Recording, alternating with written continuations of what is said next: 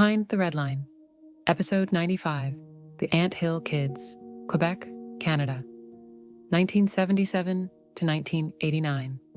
Faith became law. Pain became proof. Most cults control behavior. Some control belief. The Ant Hill Kids controlled the body itself. In rural Quebec, far from hospitals, journalists, and consistent oversight, a man convinced his followers that pain was holy, that infection was evidence of moral failure, and that survival depended on obedience to him alone. This was not neglect. This was not accidental abuse. It was deliberate medical torture framed as salvation. By the late 1970s, Quebec was undergoing massive cultural change. The Quiet Revolution had weakened the Catholic Church's authority. Traditional structures of meaning collapsed faster than new ones could form. Many people felt spiritually unanchored, distrustful of institutions, but still searching for order, certainty, and moral clarity. Rural communities were especially vulnerable. Geographic isolation, limited access to healthcare, fewer social services, tight-knit, insular networks.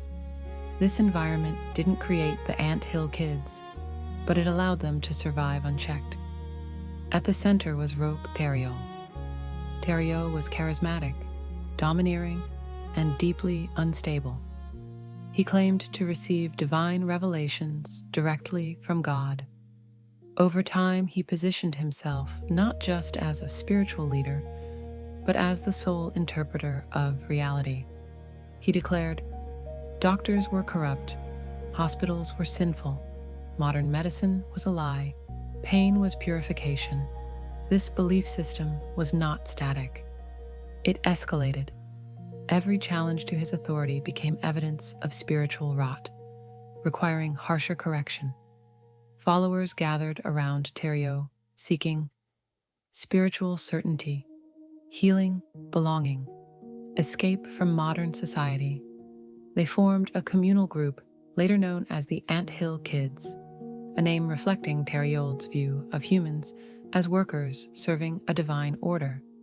Members surrendered money homes, legal identity, medical autonomy. Children were born into the group.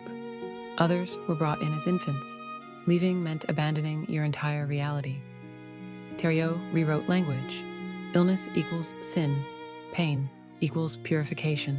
Resistance equals demonic influence. Obedience equals love. Suffering was reframed as progress. Once pain is moralized, it can be endlessly justified.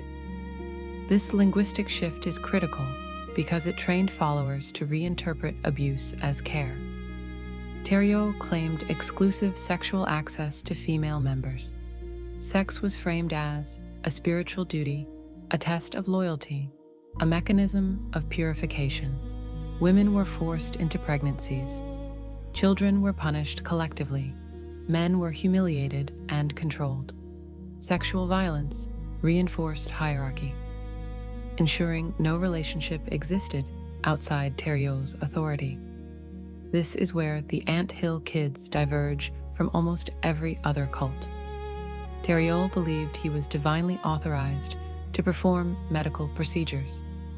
He carried out tooth extractions, circumcisions, burn treatments, surgical amputations, no anesthesia, no sterilization, no consent. Tools were improvised, conditions were unsanitary. Pain was expected and celebrated. When members screamed, it was framed as spiritual weakness. As Thériault's paranoia increased, so did the brutality. One woman, accused of spiritual corruption, had her arm amputated after prolonged abuse. Others were subjected to repeated procedures for perceived moral failures. Infections were ignored. Wounds were left untreated. Disfigurement became permanent. The body was no longer sacred. It was property. Authorities interacted with the group multiple times. But survivors were fearful. Testimony was fragmented. Abuse didn't fit familiar categories. Thériault framed injuries as consensual social services, failed to grasp the scale. This wasn't one crime. It was a system of harm. At least 2 members died directly from abuse and neglect. Others narrowly survived. Eventually, survivors escaped and spoke. When police finally intervened fully, they uncovered severe malnutrition, extreme physical trauma, psychological conditioning, children raised inside fear. The myth collapsed instantly once exposed. Thériault was convicted of manslaughter and multiple assaults. He was sentenced to life imprisonment. In 2011, he was killed by another inmate. There was no transformation, no remorse, arc, no redemption, only an ending. Survivors faced lifelong disabilities, trauma, loss of family, social reintegration challenges.